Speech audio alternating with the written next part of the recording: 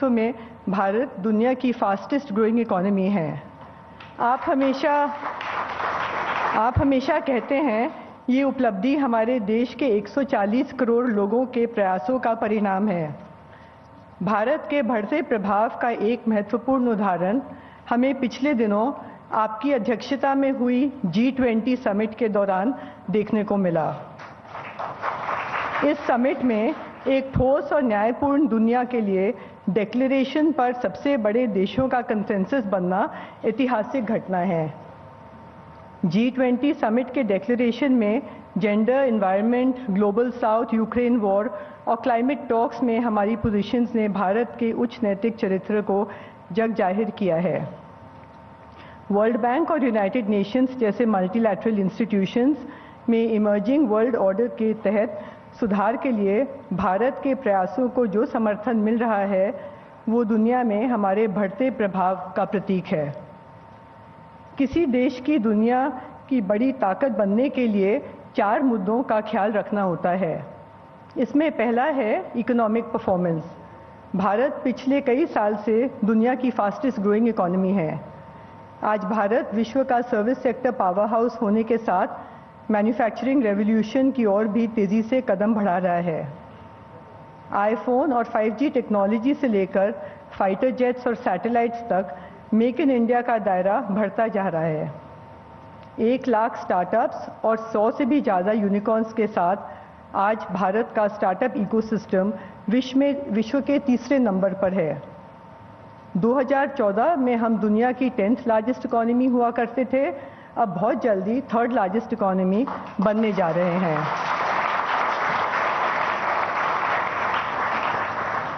ये बदलती टेक्निक और रिक्वायरमेंट्स का दौर है।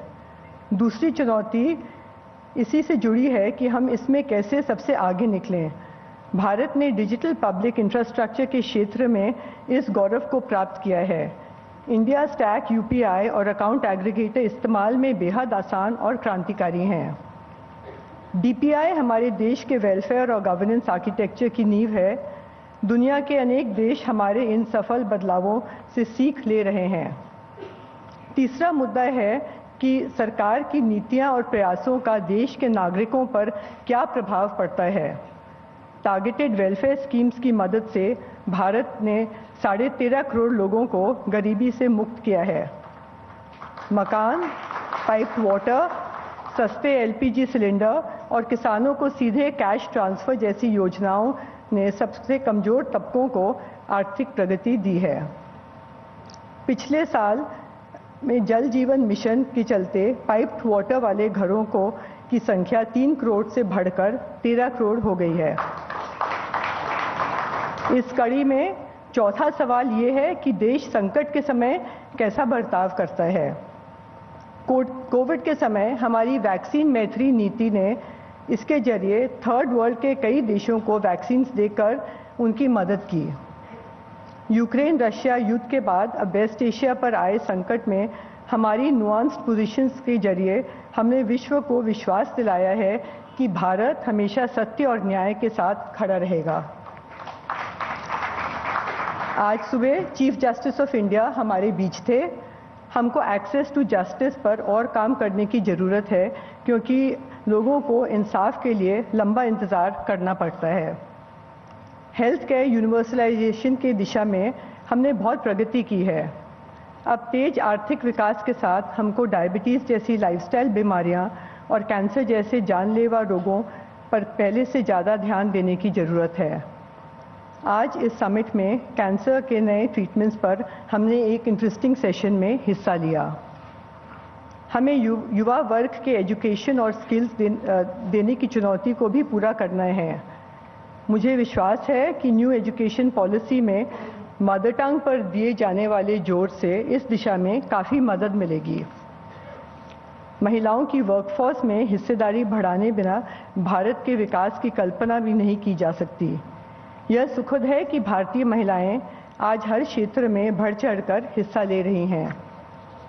इस सिलसिले में हमारी सेना की महिलाओं ने कॉम्बैट और कमांड रोल्स देना बड़ा फैसला है। आज दोपहर तीनों फोर्सेस की 3 महिला अफसरों ने हमसे बात की। नए भारत के निर्माण कि इस यात्रा के बारे में विस्तार में से जानने के लिए मैं बहुत गर्व और आदर के साथ प्रधानमंत्री जी को हमें संबोधित करने के लिए आमंत्रित करती हूँ।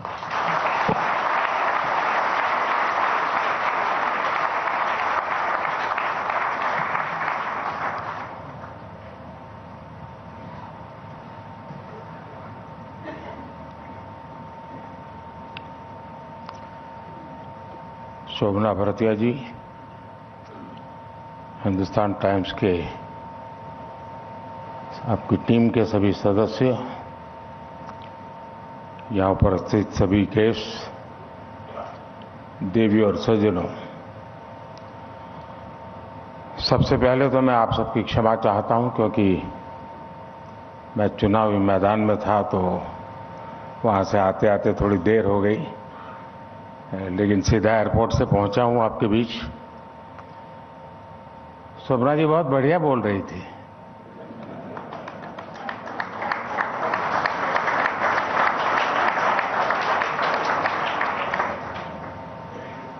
यानी मुद्दे अच्छे थे, जरूर कभी न कभी पढ़ने को भी मिलेगा। चलिए, उसमें देर हो गई।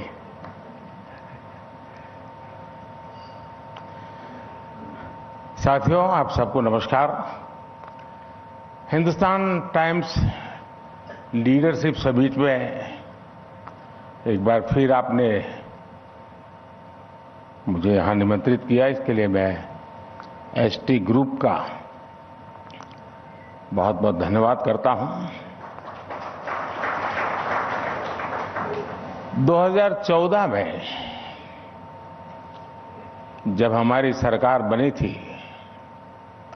और हमारा सेवा काल शुरू हुआ था, उस वक्त इस समिट की थीम थी रीशेपिंग इंडिया। यानी एसटी ग्रुप ये मानकर चल रहा था कि आने वाले समय में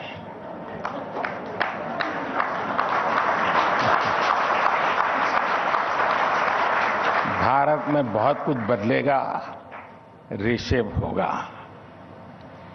2019 में जब हमारी सरकार पहले से भी ज्यादा बहुमत के साथ वापस आई तो उस समय आपने थीम रखी conversation for a better tomorrow. आपने एसटी समिट के माध्यम से दुनिया को संदेश दिया कि भारत एक बेहतर भविष्य के रास्ते पर आगे बढ़ रहा है।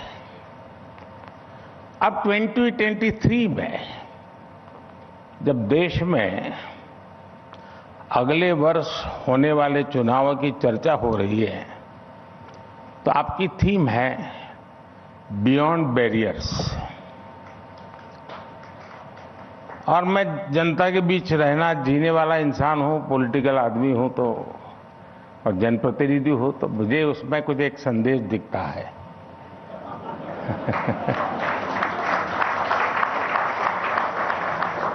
आमतौर पर ओपिनियन पोल चुनाव के कुछ हफ्ते पहले आते हैं और बताते हैं क्या होने वाला है, लेकिन आपने साफ संकेत दे दिया है कि देश की जनता इस बार सारे बैरियर्स तोड़कर हमारा समर्थन करने वाली है।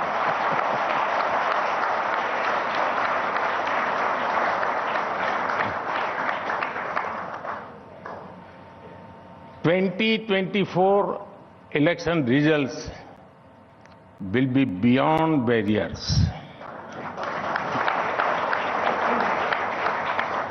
साथियों, रीशेपिंग इंडिया से बियॉन्ड बैरियर्स तक के भारत के इस सफर ने आने वाले उज्जवल भविष्य की नींव गढ़ दी है। इसी नींव पर विकसित भारत का निर्माण होगा, भव्य और समृद्ध भारत का निर्माण होगा। लंबे समय तक भारत और हम भारतीयों को अनेक बैरियर्स का सामना करना पड़ा।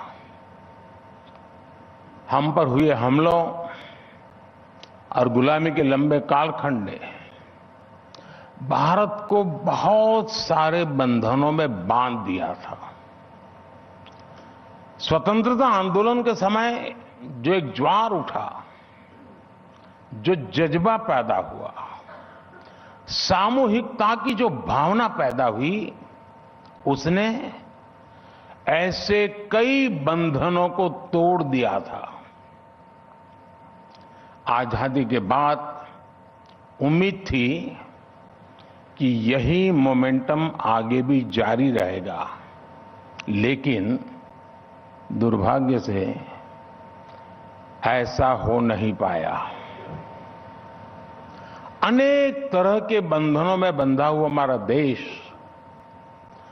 उस रफ्तार से आगे नहीं बढ़ पाया जितना उसका सामर्थ्य था। एक बहुत बड़ा बैरियर मानसिकता का था, मेंटल बैरियर्स। कुछ बैरियर्स रियल थे, असल में थे। कुछ बैरियर्स परसीव्ड थे, बनाए गए थे, और कुछ बैरियर्स एग्जेजरेटेड, बढ़ा चढ़ाकर हमारे सामने हौवे की तरह प्रस्तुत कर दिए गए थे। 2014 के बाद से ही भारत लगातार इन बंधनों को तोड़ने के लिए मेहनत कर रहा है।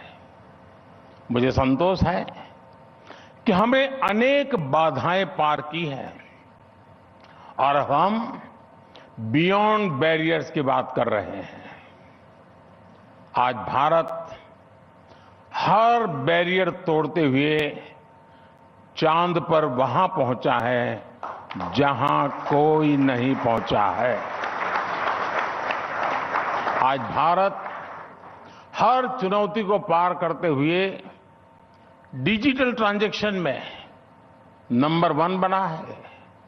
आज भारत हर बाधा से निकलकर मोबाइल मैन्युफैक्चरिंग में लीड कर ले रहा है। आज भारत स्टार्टअप्स की दुनिया में टॉप 3 में है। आज भारत दुनिया का सबसे बड़ा स्किल पूल अपने आप बना रहा है। आज भारत G20 जैसे आयोजनों में अपना परचम लहरा रहा है। आज भारत अपने को हर बंधन से मुक्त करके आगे बढ़ रहा है। और आपने सुना ही होगा, सितारों के आगे जहां और भी है। भारत इतने पर ही रुकने वाला नहीं है। साथियों, जैसा मैं अभी कह रहा था, सबसे बड़ा बैरियर तो हमारे यहां माइंडसेट का ही था। मेंटल बैरियर्स थे। इसी माइंडसेट की वजह से हमें कैसी कैसी बातें सुनने को मिलती थी। इस देश का कुछ हो ही नहीं सकता, इस देश में कुछ बदल ही नहीं सकता, और अपने यहां सब ऐसे ही चलता है। अगर लेट आए तो भी कहते थे इंडियन टाइम, बड़े गर्व से कहते थे। करप्शन था, अरे उसका तो कुछ हो ही नहीं सकता है साहब, जीना सीख लो। कोई चीज सरकार ने बनाई है तो उसकी क्वालिटी खराब होगी ही होगी साहब, ये तो सरकारी है। कुछ घटनाएं ऐसी होती जो पूरे देश को मेंटल बैरियर तोड़कर बाहर आने के लिए प्रेरित करती है। गांधी जी ने दांडी यात्रा में उठाया तो एक चुटकी भर नमक था, लेकिन पूरा देश खड़ा हो गया। हम आजादी प्राप्त कर सकते हैं, लोगों का ये विश्वास बढ़ गया था। अभी चंद्रयान की सफलता से कोई 140 करोड़ देशवासी अचानक वैज्ञानिक नहीं बन गए हैं, एस्ट्रोनॉट नहीं बन गए हैं, लेकिन पूरे देश एक आत्मविश्वास से भरा हुआ माहौल आज भी हम अनुभव कर रहे हैं। और क्या निकलता है, हम कर सकते हैं। हम हर सेक्टर में आगे जा सकते हैं। आज हर भारतीय बुलंद हौसले से भरा हुआ है। स्वच्छता का विषय याद होगा आपको। कुछ लोग कहते थे कि लाल किले से पीएम का स्वच्छता की बात करना, टॉयलेट की बात करना इस पद की गरिमा के खिलाफ है। सैनिटरी पैड ऐसा शब्द था जिसे लोग, खासकर पुरुष, सामान्य बोलचाल की भाषा में भी बोलने से बचते थे। मैंने लाल किले से विषय उठाए और वहीं से माइंडसेट बदलने की शुरुआत हुई। आज स्वच्छता एक जन आंदोलन बन गया है। आप याद करिए, खादी को कोई पूछता तक नहीं था। हम जैसे नेताओं का यही वो विषय रह गया था। वो भी चुनाव में जरा लंबा कुर्ता पहन के पहुंच जाना, यही हो गया था।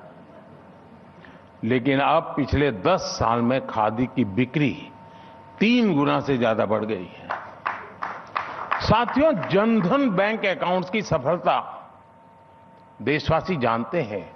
लेकिन जब हम इस योजना को लेकर आए थे तो कुछ एक्सपर्ट ने कहा था कि ये अकाउंट खोलना संसाधनों की बर्बादी है, गरीब इनमें एक पैसा भी नहीं डालेगा। बात केवल पैसे की नहीं थी, बात थी मेंटल बैरियर तोड़ने की, माइंडसेट बदलने की।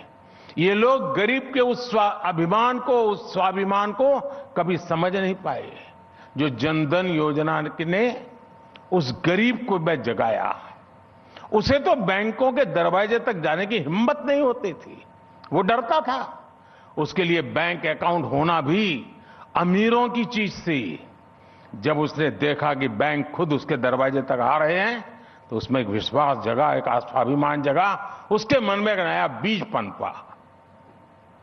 आज वो बड़े अभिमान से अपने जेब में से रुपए कार्ड निकालता है, रुपए कार्ड का इस्तेमाल करता है। हम तो जानते हैं, आज से 5-10 साल पहले स्थिति ये थी कि किसी बड़ी होटल में बड़े बड़े लोग खाना खा रहे हैं तो उनके बीच में भी कंपटीशन रहती थी। उसे बटवा निकालता था तो चाहता था कि वो देखे कि उसके बटवे में 15-20 कार्ड है। कार्ड दिखाना भी फैशन थी, कार्ड की संख्या स्टेटस विषय था। मोदी ने उसको गरीब के जेब में डाल करके रख दिया था। मेंटल बैरियर कैसे तोड़े जाते हैं दोस्तों। आज गरीब को लगता है कि जो अमीर के पास है वो मेरे पास भी है। इस बीज ने वट वृक्ष बनकर कितने ही फल दिए। एसी कमरों की नंबर और नैरेटिव वाली दुनिया में रहने वाले लोग गरीब के इस मनोवैज्ञानिक सशक्तिकरण को कभी नहीं समझ पाएंगे। लेकिन मैं एक गरीब परिवार से आया हूं, गरीबी को जीकर यहां आया हूं, इसलिए जानता हूं कि सरकार के इन प्रयासों ने कितने सारे बैरियर्स को तोड़ने का काम किया है। माइंडसेट में ये परिवर्तन देश के भीतर ही नहीं, बाहर भी आया है। पहले आतंकी हमला होता था तो हमारी सरकारें दुनिया से अपील करती थी कि हमारी मदद करिए, विश्व मत बनाने के लिए जाना पड़ता था, आतंकियों को रोकिए। हमारी सरकार में आतंकी हमला हुआ तो हमले का जिम्मेदार देश दुनिया भर से खुद को बचाने के लिए गुहार लगाता है। भारत के एक्शन ने दुनिया का माइंडसेट बदला। 10 साल पहले दुनिया सोचती थी कि भारत क्लाइमेट एक्शन के संकल्पों में बाधा है, एक रुकावट है, नेगेटिव है। लेकिन आज भारत दुनिया के क्लाइमेट एक्शन के संकल्पों को लीड कर रहा है, अपने टारगेट को समय से पहले हासिल करके दिखा रहा है।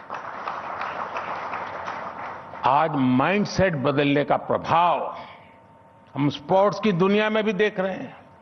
लोग खिलाड़ियों को कहते थे, खेल तो रहे हो लेकिन कैरियर में क्या करोगे, नौकरी का क्या करोगे। सरकारों ने भी खिलाड़ियों को भगवान भरोसे छोड़ दिया था। ना उनकी ज्यादा आर्थिक मदद होती थी और ना ही स्पोर्ट्स इंफ्रास्ट्रक्चर पर ध्यान दिया जाता था। हमारी सरकार ने इस बैरियर को भी हटाया। अब आज एक के बाद एक टूर्नामेंट में हमारे यहां मेडल्स की बारिश हो रही है। फ्रेंड्स, भारत में सामर्थ्य की कमी नहीं है, संसाधनों की कमी नहीं है। हमारे सामने एक बहुत बड़ा और रियल बैरियर रहा है गरीबी का। गरीबी को स्लोगन से नहीं, सॉल्यूशन से ही लड़ा जा सकता है। गरीबी को नारे से नहीं, नीति और नीयत से ही हराया जा सकता है। हमारे यहां पहले की सरकारों की जो सोच रही, उसने देश के गरीब को सामाजिक और आर्थिक रूप से आगे नहीं बढ़ने दिया। मैं मानता हूं, गरीब में खुद इतना सामर्थ्य होता है कि वो गरीबी से लड़ सके और उस लड़ाई में जीत सके। हमें उसे सपोर्ट करना होता है, उसे मूलभूत सुविधाएं देनी होती है, उसे एम्पावर करना होता है। इसलिए हमारी सरकार ने इन बाधाओं को तोड़ने के लिए गरीब को एम्पावर करके उस काम को हमने सर्वोच्च प्राथमिकता के रूप में लिया। हमने न सिर्फ लोगों का जीवन बदला, बल्कि गरीबों को गरीबी से उभरने में मदद भी की। इसके परिणाम आज देश स्पष्ट देख रहा है। और अभी शोभना जी बता रही थी, सिर्फ 5 वर्षों में 13 करोड़ से ज्यादा लोग गरीबी से बाहर आए हैं। यानी हम कह सकते हैं कि 13 करोड़ लोगों ने अपनी गरीबी के बैरियर को तोड़ा और देश के न्यू मिडिल क्लास में शामिल हुए हैं। साथियों, भारत के विकास के सामने एक बहुत बड़ा रियल बैरियर रहा है परिवारवाद और भाई भतीजावाद का। वही आदमी आसानी से आगे बढ़ पाता था जो किसी खास परिवार से जुड़ा हो या फिर किसी शक्तिशाली आदमी को जानता हो। देश के सामान्य नागरिक की कहीं कोई पूछ नहीं थी।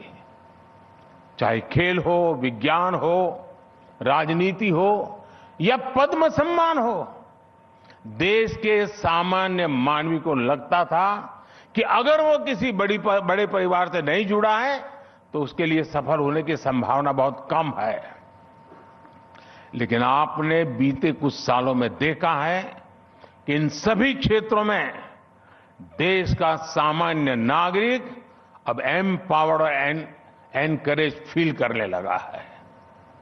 अब उसे इसकी चिंता नहीं होती कि उसे किसी ताकतवर आदमी के यहां चक्कर लगाने होंगे, उसकी सहायता लेनी होगी। Yesterday's unsung heroes are country's heroes today. Friends, Bharat में वर्षों तक आधुनिक इंफ्रास्ट्रक्चर की कमी हमारे विकास के रास्ते में एक बड़े और रियल बैरियर के समान रही है। हमने इसका समाधान निकाला है। भारत में दुनिया की सबसे बड़ी इंफ्रास्ट्रक्चर बिल्डिंग ड्राइव शुरू हुई। आज देश में अभूतपूर्व इंफ्रास्ट्रक्चर डेवलपमेंट हो रहा है। मैं आपको कुछ उदाहरण दूंगा जिससे आपको भारत के स्पीड और स्केल का अंदाजा लगेगा। साल 2013-14 में हर दिन 12 किलोमीटर हाईवे बनते थे। मेरा सेवा काल शुरू होने से पहले की बात कर रहा हूं।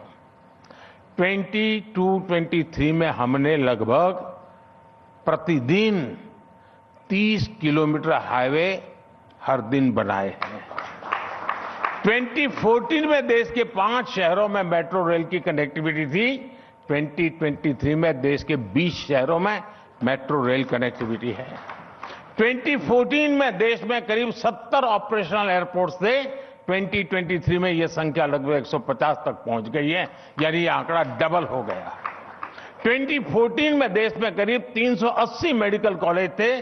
2023 में हमारे पास 700 से अधिक मेडिकल कॉलेज है। 2014 में ग्राम पंचायतों तक सब सिर्फ 350 किलोमीटर ऑप्टिकल फाइबर पहुंचा था, सिर्फ 350 किलोमीटर। 2023 तक हमने करीब 6 लाख किलोमीटर ऑप्टिक फाइबर बिछाकर ग्राम पंचायतों को जोड़ा है। 2014 में 55% गांव भी पीएम ग्राम सड़क योजना से जुड़े थे। हमने 4 लाख किलोमीटर से ज्यादा सड़कें बनाकर ये आंकड़ा 99% तक पहुंचा दिया है। 2014 तक भारत में करीब 20,000 किलोमीटर रेल लाइनों का इलेक्ट्रिफिकेशन होता था। ध्यान से सुनिए, 70 साल में 20,000 किलोमीटर रेल लाइनों का इलेक्ट्रिफिकेशन, जबकि हमारी सरकार ने 10 साल में करीब 40,000 किलोमीटर रेल लाइनों का इलेक्ट्रिफिकेशन किया है। ये आज के भारत की स्पीड है, स्केल है और भारत की सक्सेस का प्रतीक है। साथियों, बीते वर्षों में हमारा देश कुछ परसीव्ड बैरियर्स से भी बाहर निकला है। एक समस्या हमारे यहां पॉलिसी मेकर्स, हमारे पॉलिटिकल एक्सपर्ट के दिमाग में भी थी। वो ये मानते थे कि गुड इकोनॉमिक्स, गुड पॉलिटिक्स हो ही नहीं सकती। अनेक सरकारों ने भी इसे ही मान लिया और इसके कारण देश को राजनीतिक और आर्थिक दोनों ही मोर्चों पर मुश्किलें बढ़ने लगी। लेकिन हमने गुड इकोनॉमिक्स और गुड पॉलिटिक्स को एक साथ ला करके दिखाया है। आज सब ये स्वीकार कर रहे हैं कि गुड इकोनॉमिक्स, गुड पॉलिटिक्स भी है। हमारी बेहतर आर्थिक नीतियों ने देश में तरक्की के नए रास्ते खोले हैं।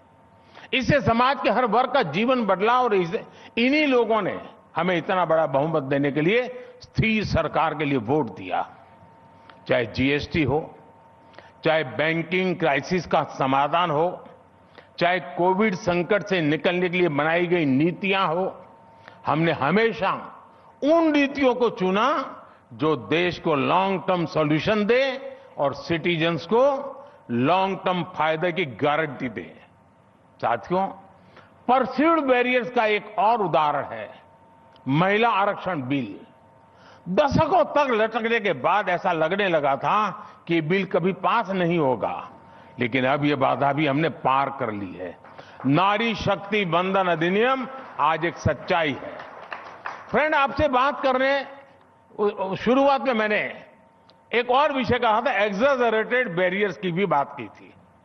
हमारे देश में कुछ बाधाएं, कुछ समस्याएं ऐसी भी रही जिन्हें पहले की सरकारों द्वारा और पंडितों के द्वारा, विवाद करने वाले लोगों के द्वारा अपने राजनीतिक स्वार्थ के लिए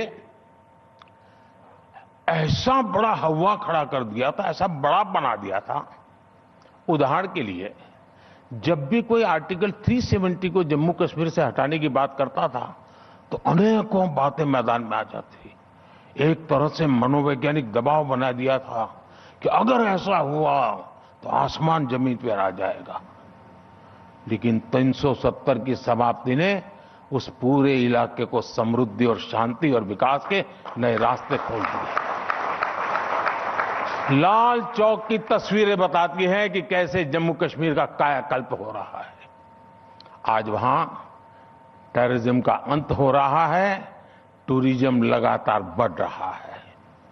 जम्मू कश्मीर विकास की नई ऊंचाइयों पर पहुंचा है। ये हमारा पहुंचे, इसके लिए भी हमारा कमिटमेंट है। साथियों, यहां मौजूद अनेक लोग मीडिया के क्षेत्र से हैं। हम तक ब्रेकिंग न्यूज पहुंचाने वाले मीडिया की प्रासंगिकता बहुत अधिक रही है। समय पर ब्रेकिंग न्यूज देने की परंपरा तो ठीक है, लेकिन ये एनालिसिस भी जरूरी है कि पहले किस तरह की ब्रेकिंग न्यूज होती थी और अब क्या होती है। 2013 से 2023 के बीच भले ही एक दशक का समय बीता हो, लेकिन इस दौरान आए बदलावों में जमीन और आसमान का अंतर है। जिन लोगों ने 2013 में इकोनॉमी को कवर किया है, उन्हें याद होगा कि कैसे रेटिंग एजेंसीज भारत की जीडीपी ग्रोथ फोरकास्ट का डाउनवर्ड रिवीजन करती थी। लेकिन 2023 में बिल्कुल विपरीत हो रहा है। अंतर्राष्ट्रीय संस्थाएं और रेटिंग एजेंसीज अब हमारी ग्रोथ फोरकास्ट का अपवर्ड रिवीजन कर रही है। 2013 में बैंकिंग सेक्टर की सस्ता हालत की न्यूज आती थी, लेकिन अब 2023 में हमारे बैंक अपने बेस्ट एवर प्रॉफिट्स और परफॉर्मेंस को दिखा रहे हैं। 2013 में देश में अगस्ता वेस्टलैंड हेलीकॉप्टर घोटाले की खबरें छाई रहती थी, लेकिन 2023 में अखबार और न्यूज चैनल्स में चलता है कि भारत का डिफेंस एक्सपोर्ट अब रिकॉर्ड हाई पर पहुंच गया है। 2013-14 की तुलना में इसमें 20 गुना से ज्यादा की बढ़ोतरी हुई है। रिकॉर्ड स्कैम से रिकॉर्ड एक्सपोर्ट तक हमने एक लंबा रास्ता तय किया है। साथियों, 2013 में आपको ऐसे कई नेशनल और इंटरनेशनल पब्लिकेशन मिल जाएंगे जो हेडलाइन देते थे कि कठिन आर्थिक स्थितियों के कारण मिडिल क्लास के सपने तबाह हो गए हैं। लेकिन साथियों, 2023 में बदलाव कौन कर रहा है? चाहे स्पोर्ट्स हो, स्टार्टअप हो, स्पेस हो या टेक्नोलॉजी हो, देश का मिडिल क्लास हर विकास यात्रा में सबसे आगे खड़ा नजर आता है। बीते कुछ वर्षों में भारत के मिडिल क्लास ने तेजी से प्रगति की है, उनकी इनकम बढ़ी है, उनका आकार बढ़ा है। 2013-14 में करीब 4 करोड़ लोग इनकम टैक्स रिटर्न फाइल करते थे। 2023-24 में यह संख्या डबल हो गई है और 7.5 करोड़ से अधिक लोगों से इनकम टैक्स रिटर्न फाइल किए हैं। टैक्स इंफॉर्मेशन से जुड़ी एक स्टडी बताती है कि 2014 में जो मीन इनकम 4.5 लाख रुपए से भी कम थी, वो 2023 में 13 लाख रुपए तक बढ़ गई है। इसका मतलब है कि भारत में लाखों लोग लोअर इनकम ग्रुप से हायर इनकम ग्रुप की ओर बढ़ रहे हैं। मुझे याद है, हिंदुस्तान टाइम्स में ही पिछले दिनों एक लेख छपा था जिसमें इनकम टैक्स डेटा से जुड़े अनेक इंटरेस्टिंग फैक्ट बताए गए थे। एक बड़ा ही दिलचस्प आंकड़ा सालाना 5.5 लाख रुपए से लेकर 25 लाख रुपए की तनख्वाह पाने वालों का है। साल 2011-12 में इस सैलरी ब्रैकेट में कमाने वालों की टोटल इनकम को जोड़ दें तो यह आंकड़ा था करीब 2.25 लाख करोड़ रुपए। यानी तब भारत में 5.5 लाख से 25 लाख सैलरी पाने वालों की कुल सैलरी जोड़ दे तो वो 2.25 लाख करोड़ रुपए से भी कम थी।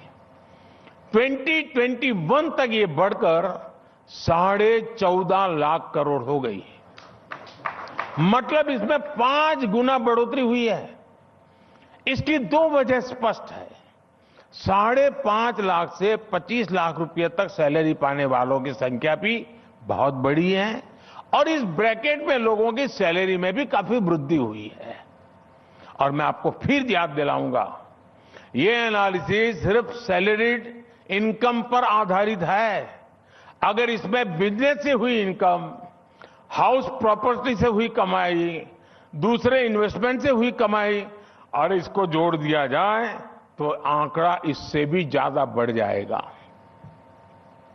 साथियों, भारत में बढ़ता हुआ मिडिल क्लास और कम होती हुई गरीबी, ये 2 फैक्टर्स एक बहुत बड़ी इकोनॉमिक साइकिल का आधार बन रहे हैं। जो लोग गरीबी से बाहर निकल रहे हैं, जो न्यू मिडिल क्लास का हिस्सा बन रहे हैं, वो लोग अब देश की कंजम्पशन ग्रोथ को गति देने वाली बहुत बड़ी फोर्स के रूप में उभर रहे हैं। इस डिमांड को पूरा करने की जिम्मेदारी हमारा मिडिल क्लास ही उठा रहा है। अगर एक गरीब को नए जूते खरीदने का मन करता है तो मिडिल क्लास की दुकान से खरीदता है, मतलब कि इनकम मिडिल क्लास की बढ़ती है, जीवन गरीब का बदलता है। यह एक बढ़िया साइकिल का समय में से भारत आज गुजर रहा है। यानी देश में कम हो रही गरीबी मिडिल क्लास को भी फायदा पहुंचा रही है। गरीब और मिडिल क्लास के ऐसे ही लोगों की आकांक्षा और इच्छा शक्ति आज देश के विकास को शक्ति दे रही है। इन लोगों की शक्ति ने ही भारत को 10वीं अर्थव्यवस्था से 5वीं सबसे बड़ी अर्थव्यवस्था बना दिया है। और अब यही इच्छा शक्ति हमारे थर्ड टर्म में भारत को दुनिया की टॉप 3 अर्थव्यवस्था में शामिल कराने जा रही है। साथियों, इस अमृतकाल में देश 2047 तक विकसित भारत बनने के लिए काम कर रहा है। मुझे विश्वास है कि हर बाधा पार करते हुए हम अपने लक्ष्य तक पहुंचने में सफल होंगे। आज गरीब से गरीब व्यक्ति से लेकर दुनिया के सबसे अमीर इन्वेस्टर्स तक ये मानने लगे हैं कि ये भारत का वक्त है। This is Bharat time. हर भारतीय का आत्मविश्वास ही हमारी सबसे बड़ी शक्ति है। इसके बल पर हम किसी भी बैरियर उसके पार जा सकते हैं। अब मुझे विश्वास है कि 2047 में, यहां से कौन कितने होंगे मुझे मालूम नहीं है, लेकिन मैं विश्वास से कहता हूं 2047 में जब हिंदुस्तान टाइम्स लीडरशिप समिट होगी तो उसकी थीम होगी डेवलप नेशन व्हाट नेक्स्ट।